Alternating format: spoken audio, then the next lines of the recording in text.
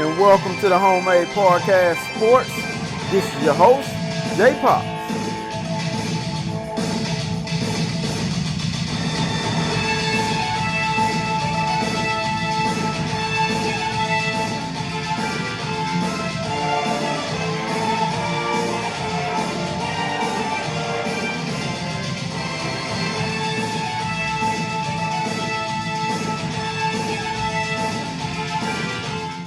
And welcome back to the Homemade Podcast of Sports with your host, J Pops. Guys, today's date is November 29th, 2020.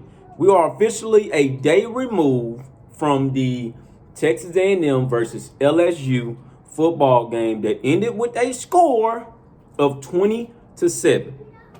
Well, a lot to talk about on this. We have a lot. That is why it's called the overreaction. This is the overreaction Sunday edition, people. Yes, we got a lot to get to.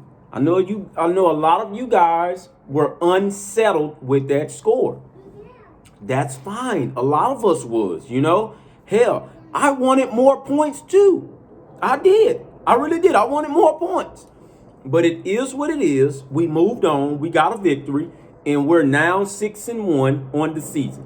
If anybody could have told me we would have been 6-1 going into this season or undefeated, I probably would have been the one to told you that, because my prediction was either a undefeated season or by all means a 9-1 or a 8-2 season.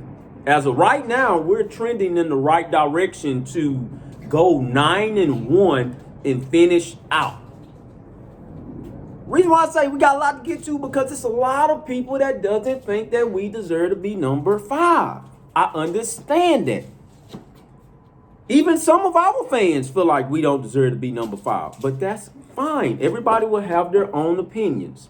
I have a lot to get to, and I want to be the one to calm some of you guys down, calm some of my fellow Aggie fans down, and understand where I'm coming from. So I need you guys to listen to me on this overreaction part, because a lot of us are just overreacting. That's all we're doing. A lot of us are just overreacting, and we just all feel like that. We just all feel like we should either be in the playoffs this year or be playing for a national title this year. That's fine, but a lot of us are just overreacting. We're overreacting. What I personally want, I just want to see this team win. Because for the longest, we were not a winning team. Yeah, we were winning. We always had a winning record and got to the bowl game. I think we've been to the bowl game at least going on 7 years straight now. So that's fine. But it's a lot of us, including myself, man. I want to see us in a higher bowl bid than what we've been going to. Okay? I want to be a consistent winning team. When you're a consistent winner, you guys have to understand, when you are consistently winning, you will keep yourselves relevant. You will keep yourselves relevant in anything. You know what I mean? So you have to consistently win. And this is year in, year out. Year in, year out. Which generally is the reason why everybody's kind of just looking at LSU.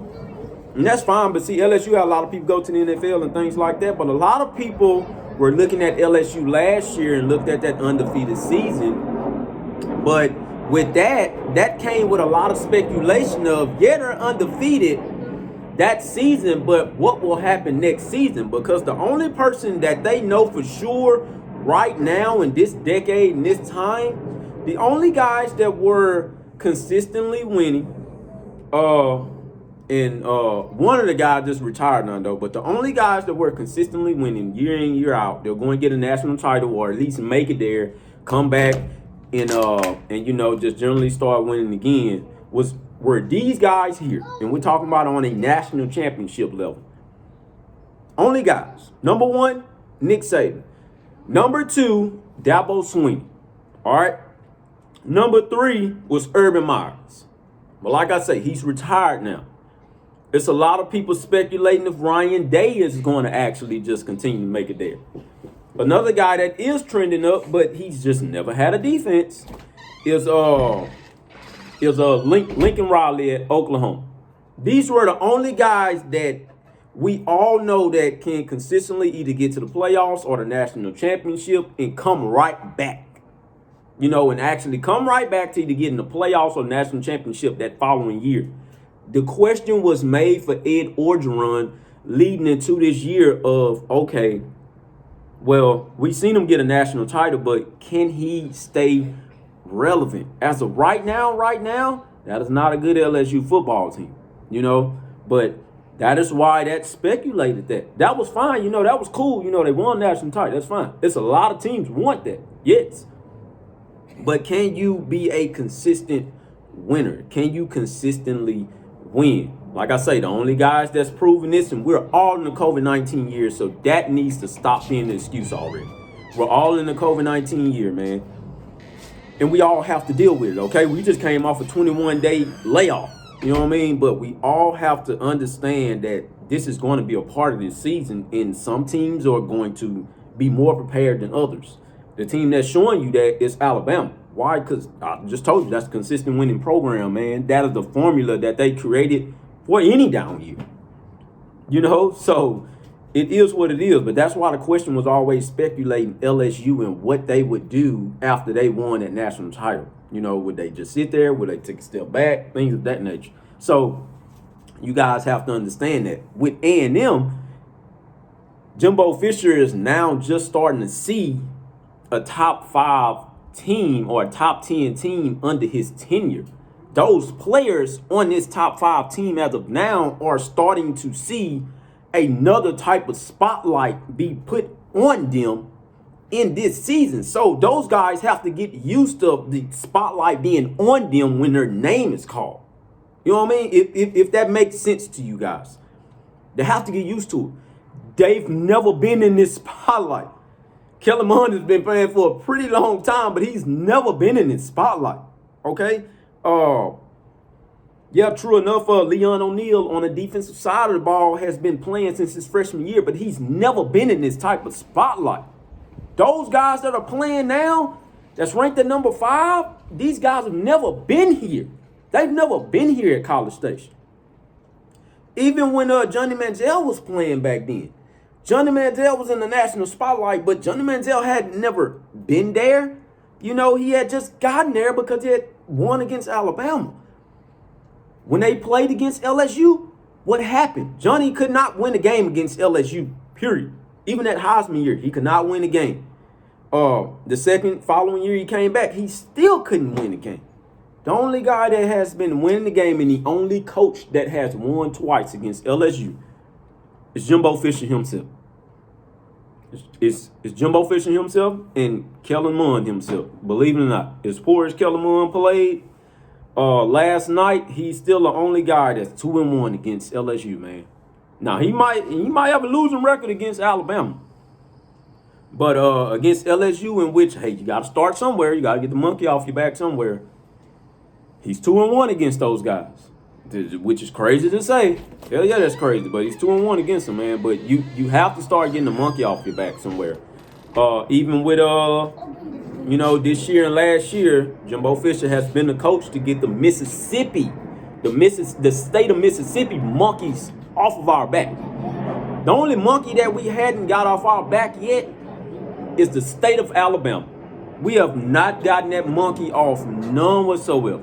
Now we will see going into next week, can we get half of that monkey off of our back? Because if we're getting half of that monkey off and then we're leading up to the next year and we can get the next half off of our back, this team would now be put into that national championship spotlight level.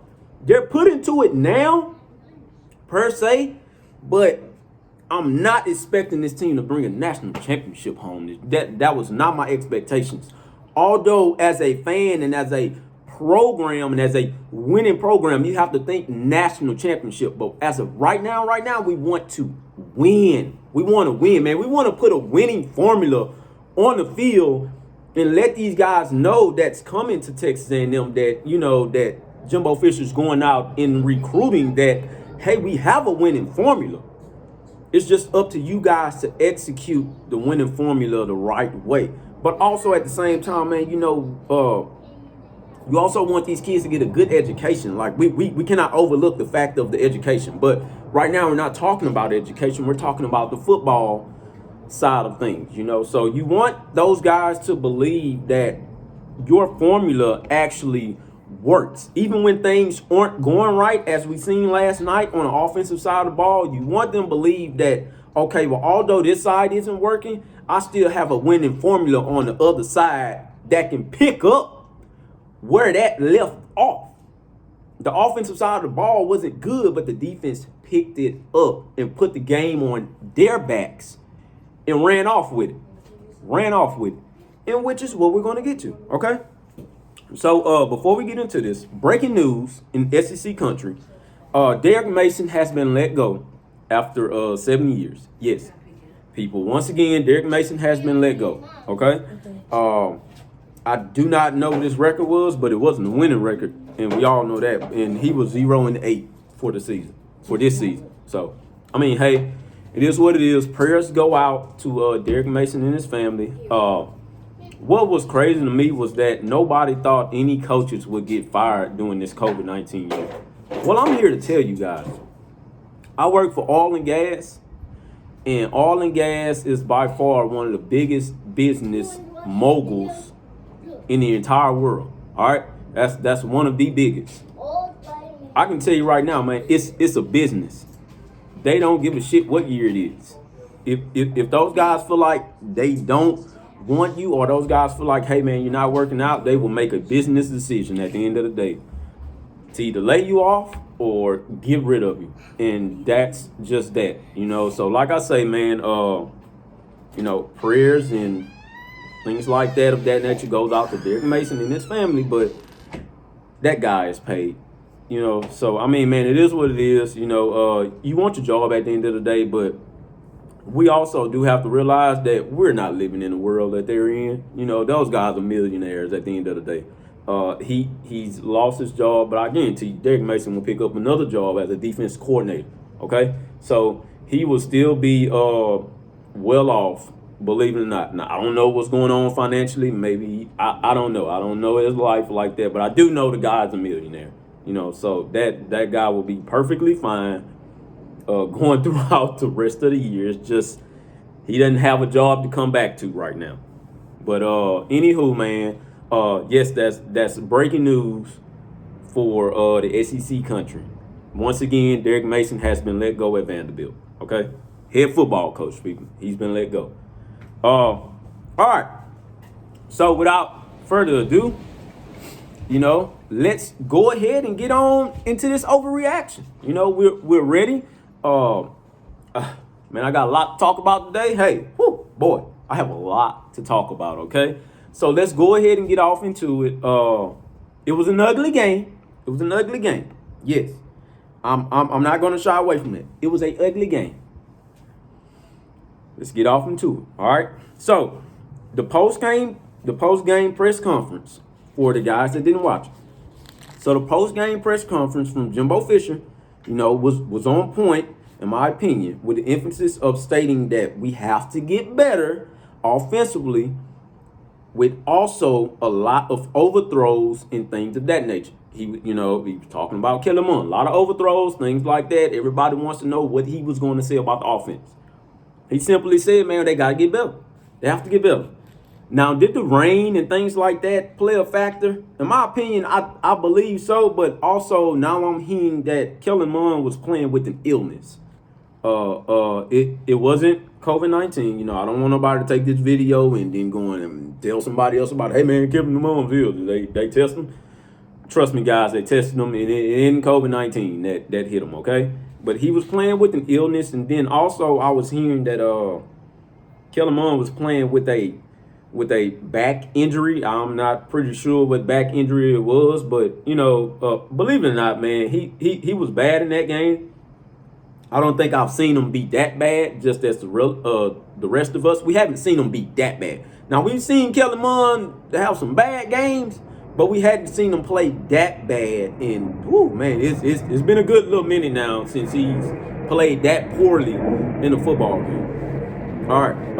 Also, in that press conference, a question was asked: is there a need to win with some style points? These for the fans out here that love to hear the style points and wants to see A&M score some style points, stuff like that.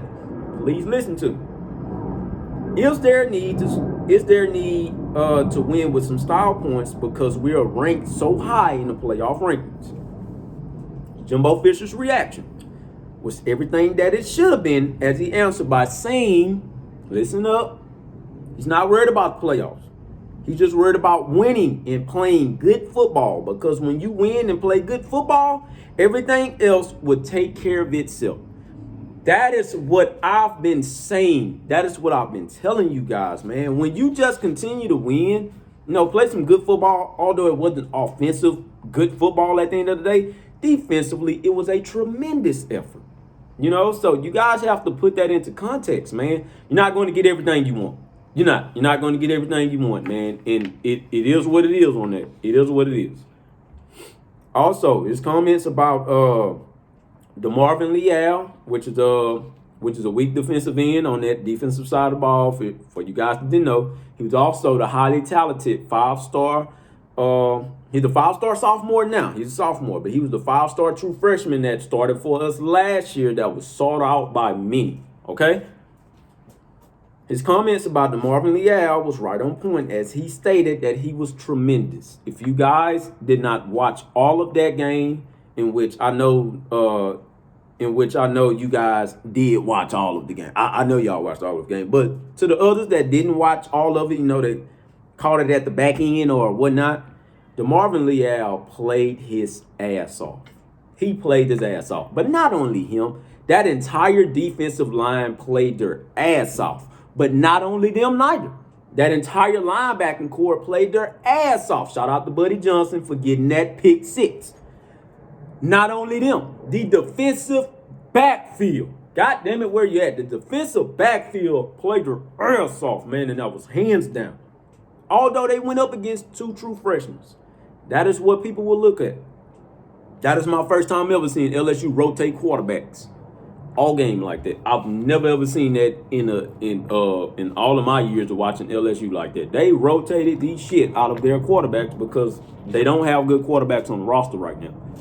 They don't. Well, you know what? Let me rephrase that. They do, but they are all just freshmen. And last night, this was a point that I had made, and I said this to myself. I say, man, we have to make those guys play like true freshmen. We have to make TJ Finley into playing like a true freshman. And what did TJ Finley do when he was out there? He played like a true freshman. What did Max Johnson do when they put him out there, and which was crazy to me because they tried to change up and change the defense, throw the defense off, but the defense was ready for anything. They made Max Johnson look like a true freshman. All right? So I want you guys to take that into context, man. And I want you guys to give that defense a standing ovation because they needed it. They needed it, man. They showed up and showed out when it mattered the most. All right?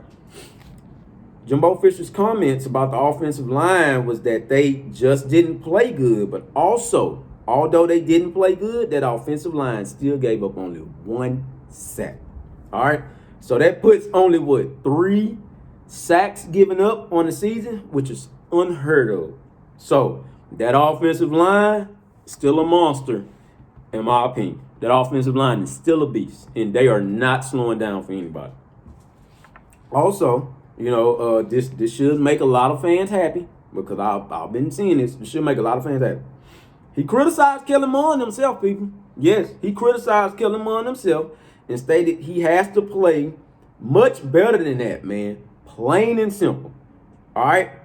He has to play way, way better than that. That last night, and they asked him, hey, Jimbo, do you think the rain and stuff of that nature played an effect on the game by any chance? And he said no. He straight up, hands down, said no. No, that didn't play a factor. Kellen Mond just got to play better. He got to play better than that because he was not good. He was not good at all.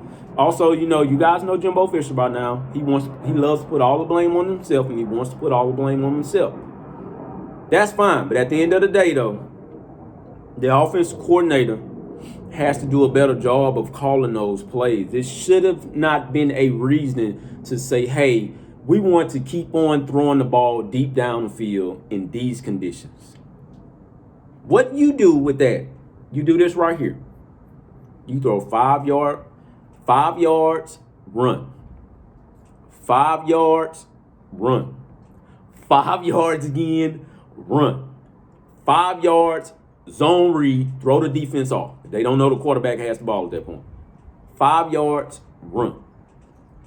That is it. In those conditions, that's all you need to do. But the run game, Isaiah Spiller, he showed out. All right, so let me get back to it. Okay, so this here's the big. So does Texas A&M deserve to be number 5, and will they impress the committee? Seems to be the trending topic at the moment so far, or according to the ESPN announcers per se, in which one of those guys just absolutely, and I know you guys with this, he just absolutely demolished Texas A&M like they didn't do jack shit right. They didn't do jack shit right, or nor did they win the game. That is how that Texas A&M, that is how that ESPN announcer absolutely just demolished Texas A&M for that entire night. And we all sit up there and heard it. And I've not seen that many comments about a commentator on anything. And I was in, my Aggie group. I have not seen that many comments about a commentator in a while. I understand a lot of people don't like the CBS commentator guy, but this guy here, man, he was just destroying Texas A&M. I'm talking about, man, he had some things to say, boy. But anywho though, but from what I'm seeing nowadays, nobody cares. And this is from what I'm seeing. Nobody cares if you win a game anymore, which is crazy to me. Because if we would have lost, I guarantee you that it would have been some Jimbo needs to go posters hanging everywhere. And it's nobody that can come on this podcast and say, no, knew it wouldn't. No, that's a lie, man. It would have been a lot of Jimbo Fisher needs to go. He's not the right guy. And I'm only saying this because I've seen it so many times when Jimbo Fisher either has a bad game or when Jimbo Fisher loses. It would have been a lot of guys hanging that post up against everywhere. But for the simple fact of these guys won, man, it's like nobody still gives them the benefit of the doubt of, hey, damn, man, they won the game. And they won it. No, it might have not been convincingly off. It might not have been in convincing fashion offensively, but it was convincingly defensively. I can tell you that.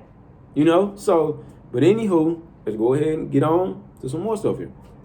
So, me personally, I don't get it, because even though there wasn't quote unquote style points in that game, Texas A&M defense played lights out against, I want you guys to listen to this if you guys did not know this. They played lights out against the number 27 ranked offense, which brings me to this. When one side of the ball isn't playing well, you need the other side to pick up the slack immediately, in which this is what Texas A&M did. They weren't playing good on one side of the ball, but that other side picked that shit up in a hurry. Shout out to Mike Elko, and shout out to that entire Texas A&M defense. They did what they had to do to come away with a victory, okay? They came away with the victory at the end of the day, man. And it is what it is. All right. So the defense picked it up and put the game on the backs, in which I said earlier, and which is why I believe we will not move down from that number 5 spot. Anybody that's thinking that we're going to move down from that number 5 spot, no, people, we're not. We're not. And I know there's going to be a whole lot of skepticism about, how we played and whatnot, things of that nature. But we're not moving from that number 5 spot. I'm sorry. No, we're not moving. This is why I think we're not moving. Yes, I know Florida put up 34 points on Kentucky. I understand that.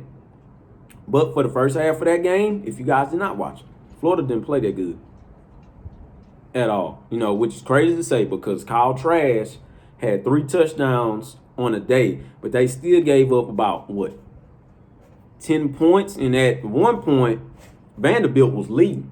Vanderbilt was leading those guys like 10-0. All right. So I don't, and I know it's just gonna be a lot of those guys that, well, they were leading 10-0, but they still came back, put up 34 on them. I understand that, but if you're going to sit up here and tell me that Florida can hang with Alabama, but they're letting who was it? Vanderbilt that they were no.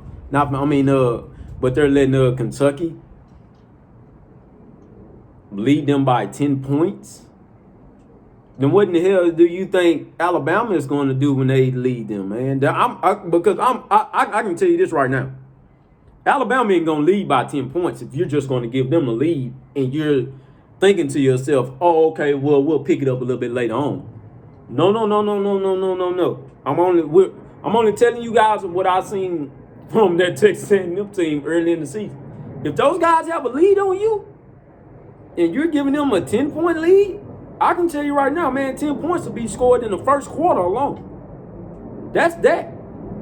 Second quarter, you might get 14 scored on your ass, and if you have not waken up by then, that score will be a 24-0 deficit going into halftime. And how the way that defense is playing for Alabama? No. I can sit up here and tell you right now, and I have Florida fans that listen to this podcast. I will tell you this right now. If Florida doesn't get their shit together, at least defensive-wise, that can say, okay, well, hold on, man, we can hold them to 3 points or something. You're going to get your ass smoked. Kyle Trask is a good quarterback. But do not put all of that game on Kyle Trask's back and expect him and his playmakers on offense at the end of the day to say, hey, we're going to run the table. No, man, because I can tell you right now, man, you're not going to beat that team. That team, I don't know what goes on throughout their practice or throughout their week of practice or whatever, but you're not gonna beat that team, man. If you let those guys get in the lead like that, you're not gonna beat them. But anywho, we're not going to talk about that. We're going to get back to Texas A&M. But I was just giving you in in-depth analysis of what I seen, and this is how I feel. Also with that Auburn game, man, they literally destroyed them. Anybody who watched that game, and I know a lot of us did, good God almighty, man, that is the worst I've ever seen Auburn play against Alabama, period. Yes, that is the worst Iron Bowl I've ever seen, I think. Anywho, let's keep going. So, like I said, Kyle Trask had 3 touchdowns on the day, but they still gave up 10 points. Meanwhile, you know what A&M has given up on the last 2 games? And, of course, we had to take a split little break because of, the COVID. On the last 2 games, listen to me. And a lot of you guys probably have forgotten this. Last 2 games, A&M has given up 3 points versus South Carolina. Meanwhile, Georgia just gave up 16. 3 points to South Carolina, and 7 versus LSU, in which that 7 was scored in the last final seconds. Yes, it was scored in the last final seconds. We all seen that. We pitching for a shutout. Last final seconds. Also, we're the only team on the season to hold LSU to only 7 points, period. It's no telling what Alabama's going to do next game. That's fine. We'll see what happens there. But as of right now, A&M is the only team to hold LSU to 7 points all season. All right? That, my friend, is a statement win. Now, maybe an ugly win. That's an ugly win, but nonetheless. But nonetheless, a statement win that will say, hey, their offense wasn't good. Their offense wasn't good by all means, but their defense took care of their business, okay? Also, you want to know who else is playing some really good defense right now? And the team I just mentioned a while ago, Alabama. So, yes, people, defenses still matters. The defense still matters. Although a lot of us don't want to think that nowadays. But defense still matters. Now, do you have to have a playmaker at quarterback? Yes, you do. But the defense still matters also, all right? So I want you guys to think about what I just said, man. That defense still matters, all right? So now, are we on Bama's level at the moment? Hell no. Hell no. We are not. Hell no. I'm not going to come on here and goddamn claim that we are. No, sir. Not at all. But defensively, we're among the elites right now. We're defensively among the elites. Okay? So please think about that. All right. So, okay, let's talk about some good old stats here. Let's talk about some stats. All right? Offensively, we look like shit. That's that. Offensively, we look like shit. 267 yards total offense by both teams. But we had 162 rushing yards on the night, which is legit, in my opinion. We had 162 rushing yards, man. Passing, we only had 105 on 11 out of 34. But no interceptions. No interceptions. Once again, I can live with that because we got a victory on it. All right? So I can live with that. Do I want better? Hell yeah. I want better. But I can live with that. No interceptions, no turnovers for the night, period.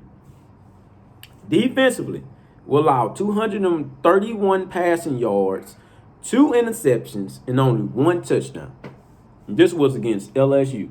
I don't give a damn, like I say, if it's a COVID year or not, man. For us to hold LSU, which is our rival, I told you guys, man, they wanted a rival, now it's a rivalry. We kept those guys only 7 points. They almost got shut out. They almost got absolutely shut out, and which is unheard of with LSU against Texas A&M. But they almost got shut out, man. Like, period. So they almost got shut out. All right. Rushing, A&M only allowed 36 yards on, check this out, on 25 attempts. They only allowed 36 yards on 25 attempts. That is unheard of, man. 25 attempts, only 36 yards from a LSU running backfield. Once again, don't get me wrong, that is a bad LSU team. But there was a lot of people that was expecting that game to be close. Although we only got 13 points offensively. That's true. But we got a pick 6 that put another score on that board. You know, so, hey, man, it is what it is. But the only guys we let get out of hand in this game, in which most of the yards came late in the fourth quarter, was Trey Marshall with 10 receptions for 134 yards and a touchdown. All right, that's the only guy we let get out of hand like that. But it was very, very late, and they were playing for pride at that point. All right. So, I mean, now with those stats defensively, that's total domination over the defending national champions that still defend the national champs. Also, we have never beaten LSU this bad for as long as we've been in the SEC. So I will say this: A&M is moving well off in the right direction. All right. It's a lot of you guys that may not. Let me rephrase that. It's a lot of us that do believe in that, but we just want more from the offense at this point. That's fine, but we're moving in the right direction. So next game against Auburn, who's been a thorn in our side for years, is when you will see this offense, in my opinion, get back to form. Okay? They will get back to form because you guys have to remember, they were out 21 days for no practice. We look like shit once again, but we were out like 21 days with no practice. That's fine. Our third downs were all the way inefficient with 2 out of 16. But I believe that we'll be better next game. All right? We're going to move on from this game. We're going to go to the next. I believe we'll be a little better. Toughness, though, was what we were missing from this team for the longest. So I'm very thrilled on how the way the game came out. Now, will I want to see better going forward? Hell yeah. It's no doubt about it. But once again, toughness was what we were lacking from this team for years, especially in November. November is the month to remember. And we've always lacked toughness from this team. We were a little bit better, last year, things like that, and like the year before that. But we were always known as a team in the West for declining when it gets to November. All right? November is over with. We got a couple of games that had to get rescheduled, things like that. So we only played 2 games in November. That's fine. We've gotten over it. We're moving along, and we'll go on to next week. And I just believe that we'll be a little bit better offensively in that week. Okay. So anywho, like I say, this is the overreaction part. I thank you guys for tuning in. We're going to move on from this 20-7 victory that we got over LSU, and we're going to start preparing for Auburn. All right, that is the next monkey that's on this Texas A&M football team's back that they have yet to get over in a couple of years. So hopefully we'll come out there with a better game plan, a better strategy, get Kellen Mond involved in some zone reads, stop trying to make him force deep shots down the field, things of that nature. And hopefully, our defense will still be there and just looking like a legitimate elite defense at this point. So I can't ask for much more from this team. It's just the offensive production is just, we're gonna be dissatisfied with the offensive production, but it is what it is. I'm not really worried about it. We just mainly want the victory on this game. Now we want a blowout. In my opinion, it was a blowout. All right. So the game wasn't close by all means at all. But we did what we had. We did what we had to do, and we done what we need to do. Sometimes you're gonna get ugly games like that, but if you come out on the right side of the ugly game, that's always better for your team going forward. Okay. So, anywho, that's it. That's all I have for you guys on today. Please make sure that you guys follow me on Facebook at JPops and also at hashtag Homemade Podcast Sports. Please follow me on Instagram at JPops2020 and also follow me on Twitter at JPops05. I thank you guys and I love you guys once again, and thank you guys for tuning in to the hashtag Homemade Podcast Sports with your host, JPops. I love you guys. Love you to all the guys that's been following this podcast. I love you guys. But this Aggie team, this is a special Aggie team. Once again, I do not believe that we'll move down in the rankings, none whatsoever. Although Florida won their game 34-10, that's fine. I still don't believe that we'll move down by all means. Now, I could be wrong, but we'll see come Tuesday. As of right now, I think AP polls came out. We're still at number 5. So, hey, it is what it is. Once again, it's Homemade Podcast Sports. Hashtag Eagle Mags. And thank you guys for tuning in to the hashtag Homemade Podcast Sports. Please, guys, subscribe to the YouTube page and also follow me on Twitter at JPops, on Instagram at JPops, and also on Facebook at hashtag Homemade Podcast Sports. Thank you guys once again. Hashtag Eagle Mags.